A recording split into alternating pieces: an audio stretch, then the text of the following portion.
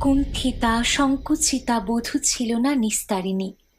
সে ছিল ঝুঁকি পাড়ার বউ।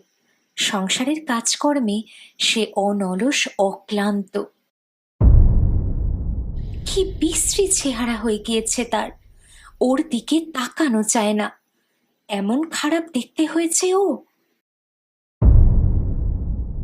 একদিন সে শুয়ে শুয়ে লক্ষ্য করলে আর আকাশে বৃষ্টি হয় না। হলদে রঙের রোদ বাস ছাড়ে আম গাছের মাথায়। নিস্তারিণী অবাক হয়ে যায়, বুঝতে পারে না কোনটা স্বপ্ন কোনটা সত্যি। এ এক নিঃসঙ্গতা ও চিরমুক্তির গল্প, এক মৃত্যুর অনন্ত যাত্রা। পুরো বিষয়টি জানতে গেলে অবশ্যই নিচে দেওয়া লিঙ্কে ক্লিক করুন।